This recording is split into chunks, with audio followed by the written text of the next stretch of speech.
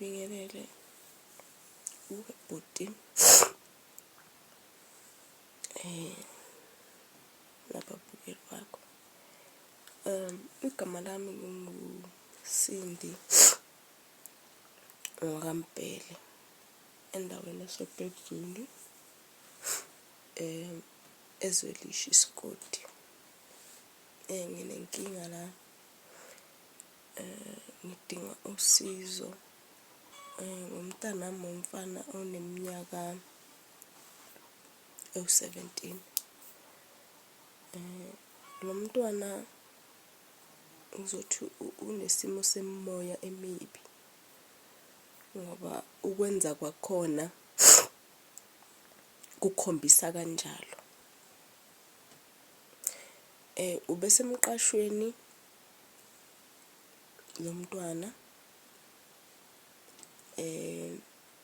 ngoba isikole afunda kuso sikude nala ngihlala khona, so bebengena kakhulu ekuseni bebuye ntambama. So bekumgqilaza ukuthi ntambama akasenazo iy'moto uhamba i-distance afike mhlawumbe ebusuku la ngo-8.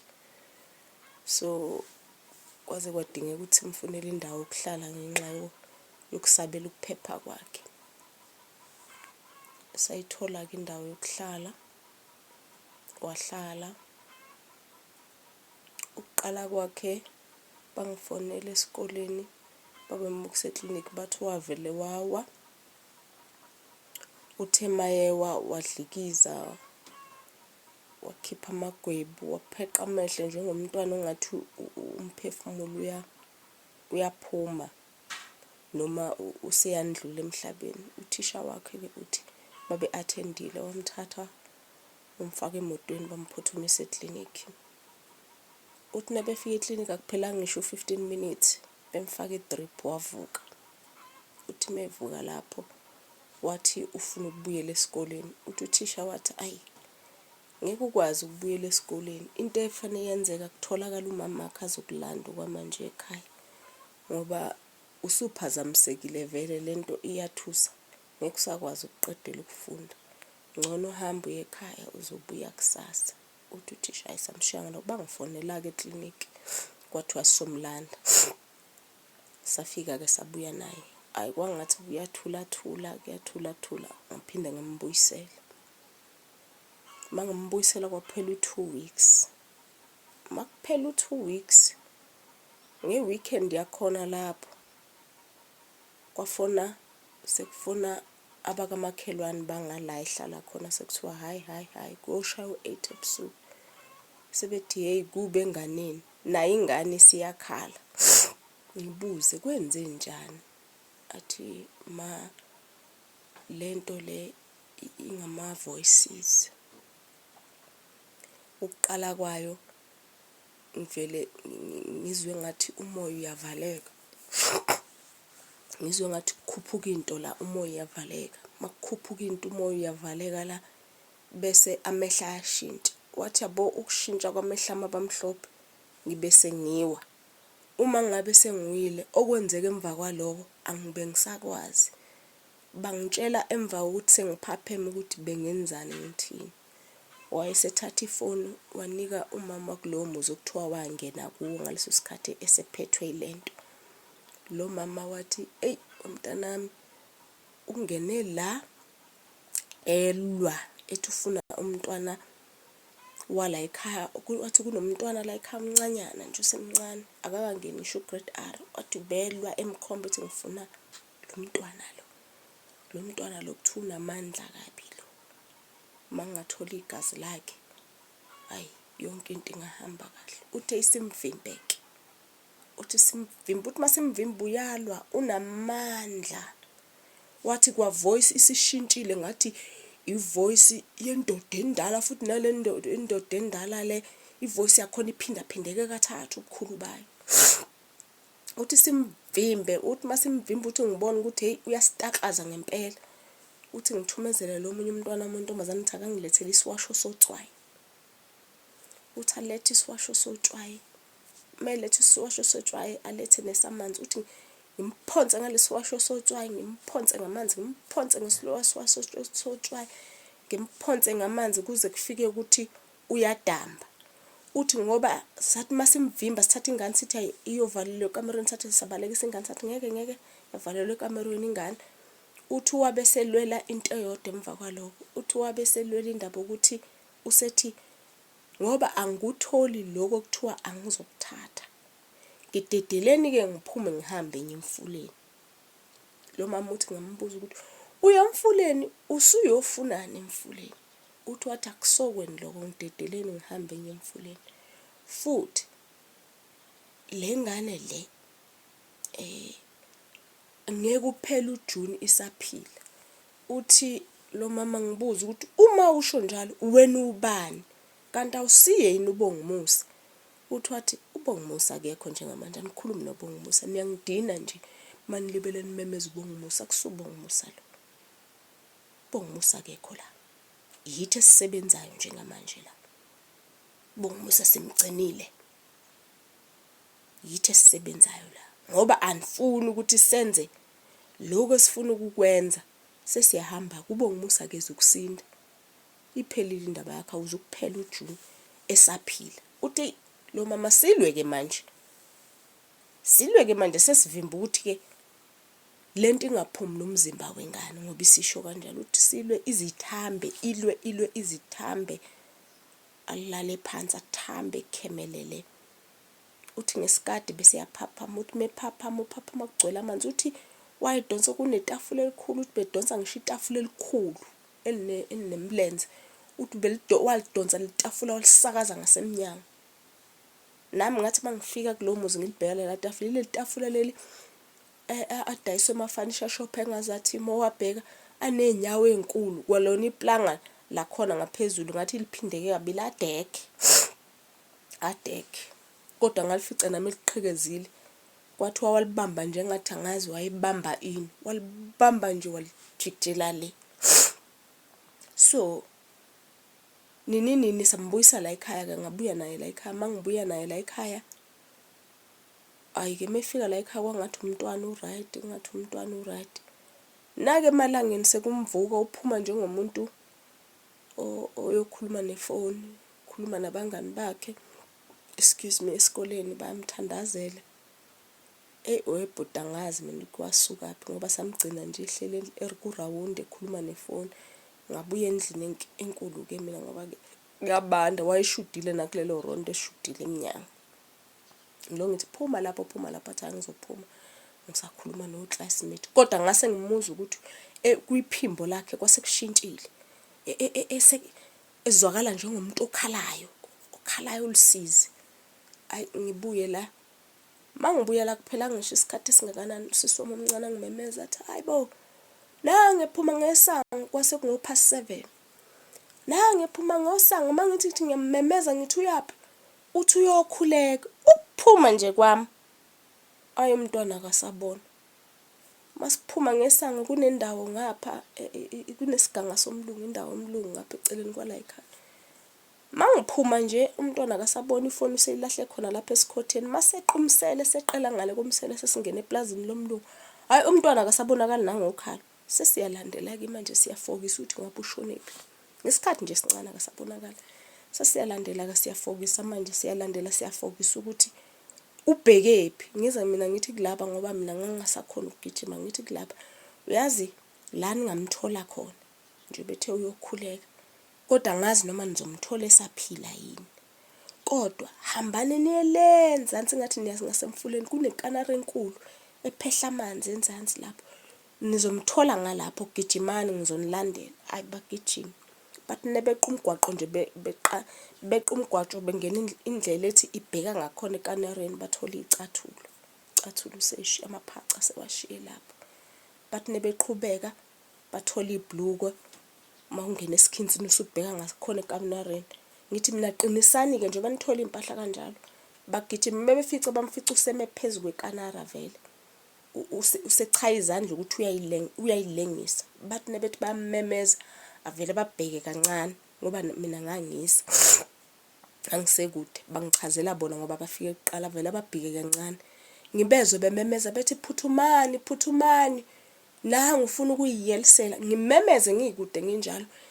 ngithi musani ukumkhulumisa mqhamukele nimnyonyobele nimbambe mbhukudeni nimdonse nimlahle phansi bese nemcindezela ngoba angeke nimenze lutho manje niyamkhulumisa nangempela kushuthi bathi ngoba mayisimvukile lento uyakwazi ukuthi abalance kungekho lunto neke wama nje abalance ukuthi ngeke uzumnyakazisa uyabalance angazi man ngathi imagnet uma nje athi ngqi ay bavele bamdonse mabemdonsa bavele bamhluthule bamlahle phansi bafike bambambe bebembamba ke lapho bathola ukuthi amehlo seshintshile vele useyahonga nje into ede yabo nje ngithi mina asimthatheni sibuyele emuva simthathe sibuye naye la ekhaya ay masibuya naye la ekhaya lento bese iyakhuluma ke masifika la ekhaya sekuyaliwa ke manje isitshela ukuthi yona isebenza ngegazi isebenza ngenyama isebenza nangemfihlo zomndeni 3 angizukwazi isitshela mina ngeke ngikwazi ukuthi ngimsindise umntanami ngoba kade bangena bona kumntanami kade bahlala bangene neminyaka u13 bebesahleli nje behleli manje ngoba sebeveza baveziswa ukuthi sebenawo amandla ukuthi bangamsebenzisa ngendlela abafuna ngayo sonke lesasikhathi bebengabi namandla manje ayikho into asebengeke bakwazi ukubhekana naye ngendlela amandla abanawo ngakhona ngithi mina nifunani kumntanami bathi kunento esayifaka emzimbeni wakhe ebalekile yethu manje siyayifuna ngithi mina manje manifuna phumani phela kumzimba thatha into yeni leyo niphume liphele emzimbeni womntanami bathi ngeke sikwazi ukuthi siyithathe leyo nto siphume simshiye phila ngoba kuningi kakhulu asekwazi ziningi kabi imfihla sezazi uma ngabe sizothatha lento emzimbeni kumele sihambe naye angabusaphila imfihla sezazi kakhulu azimfanele ukuthi ngabe uyaphila akufanele simshiye phila bese bethi ke nge20 siwile emva kwaloko bese yathula wathula more than 2 hours ethule ngena heartbeat wayengena heartbeat engena pause la entanyeni like literally kwakuumuntu osehambile because wayesebanda even la kushaya khona inhliziyo kwasekusele ukushisa okuncane ukuthi mawungabeka isithupha kulingene isithupha umzimba wonke uyabanda mpo isikhuleke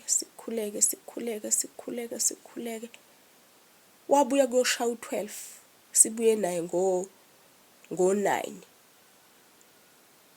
wafike wenza salwa wayeseyathula ngoba lento yathi hayi ngoba nesikhathi sokudlala ngisalala ngathi mina ulala emzimbeni wabani wathi hey angithi ngitshele ngathi ubonga Musa ke khona wathi ngisalala wena thandaza nje yenza sure ukuthi uba namacingo noma uthola indlela ukuthi kushaya u12 umntana wakho usumhlangulile ngoba emva kwa12 ngiyahamba mina mangihamba la ngihamba naye mangengahamba mina kulomzimba wazi ukuthi ngeke asabuya naye sithandaze sikhuleke mina ngase ngithandaza ngalendlela ukuthi vele ngaleso sikhathi ethule ngase ngizwe ukuthi uthula ngase ngithandazela umzimba othule sengiucindezela umzimba othule ngokucindezela ngokukhulekela mangithinta la esiswini ngasenkabeni ngizwe ukuthi uma ngabe ngithi ngiyapressa amathumbu athi okuzwakala ukuthi awana moya ngiyathandaza ngiyapressa lokya wawudonsa umoya ngamuzwa ukuthi awudonsa umoya uyaphefumula uma ngabe udonsa umoya uphefumula mevula amehlo asemhlophe akabi nazo lezi inkinga ezimnyama kusangunquza lamehlo amhlophe siyazi ke bese sazi ukuthi vele make wagunquzisa amehlo amhlophe ngithi sesiyazi ukuthi kusayiyo lento le ayisikhuleke ukuthi ngesikade bese yabuya emzimbeni wakhe mebuya emzimbeni wakhe akasakhuluma sibuze kwenze njani athi asimnike into yokubhala bhale uma ngabe bhala asho ukuthi bamvaliswe bathi kunesiqhobosho isipeleto sakaShembe besimqhobosha sona lesikhathi sikhuleka sithi phela naso kusiye sizwe abantu bathi imoya siyayidedisa. So uma ngabe sebuya engasakhuluma bhale phansi athi lesipeledu sakaShembe ma eningifake sona sisebenzisana nabo amadimoni siwapha amandla. Bayangibhalela bathi Shembe is the way to hell. uShembe kubo usebenzisana nabo, akabi against bona kodwa usebenzisana nabo. So ngisikhiphe athi yabo nje ubusifaka emzimbeni wabo bengekho strong kangaka lamadimoni, manje ase strong. Washo futhi wathi mathathu, wathi manje ase strong kakhulu ngenxa yalesipeledu lesi, futhi utswayi lingasangifaka emzimbeni ngoba bathi utswayi kubo it's like a crystal. So makuyi crystal alisazweli kubo, it's like uthela amanzi nje akwenzeki lutho. Ngisikhiphe ispirit, ngithi ngenze njani ngisikhiphe, athi kafana noma ungasikhipha sekulate, angazi kodwa ngisikhiphe. Ngithi mase ngisikhiphile aphinda adonse incwadi, adonse i-diary, bengakwazi ukukhuluma vele, adonse i-diary abhale. Bedonse i-diary abhale athi bathi bayasifuna lesiqhobosho sibuyisele. Uma ngaba usibuyisele lesiqhobosho lesi, ivosi bazokubuyisa mase kuthanda bona. Bayasifuna lesiqhobosho sikhiphile, singamandla apho, singamandla egazi, bayasifuna. Ngithi hawu ngeke ngisibuyisele ngoba sebeshilo, angeke ngisibuyisele ku ngoba phela manje sisebenza endaweni embi, sisebenza ku. So umntanami kuyabhalwa akakwazi ukuya esikoleni, uhleli ngoba isimanga salento mayifuna ukuvuka ivuka noma kanjani, and mayike yavuka phakathi kwengane imlayela uthi unukelwa igazi kube ngazathi angavele nje aluma umuntu ngaleso sikhathi. So uyasaba kwayena ukuthi njengoba ingaphumile emzimbeni sesihambile kwabasindisiwe kuyafana nje. Ivele isho kuba ukuthi niyadlala ngene ngenzela ukuthi igama likaJesu angilisabi. Igama nje likaJesu akusinto engithusayo leyo, noma ungaliphinda ka100 alingenzi lutho. Igama likaJesu, igama likaNkulunkulu, ake nizame ngendlela lezo zinto ngeke. Nobaba bethu basezulwini labeni bashoyo, ayi ipoem kimi lezo zinto azingenzi lutho. Azingithinti nje ndawo, sengijwayele kakhulu, siyasebenze kakhulu sengijwayele. So uma kungenzeka bhuti ngiyacela Nkosi yami ukuthi noma ngabe iluphi usizo linayo ngoba ikusasa lomntanami liyamoshakala manje. Ukumbuka engayi esikoleni naye umbona ukuthi uyathanda ukuya esikoleni kodwa ngesimanga sokuthi lenti kanje naye usabela impilo zabanye abantwana kungizwisa ubuhlungu. So uma ngabe kukhona noma iluphi usizo nalo bhuti sicela usilekelele bakithi, sesizamile sahluleka. Ayi kungenhla ukufa kungenhla kuyasehlula.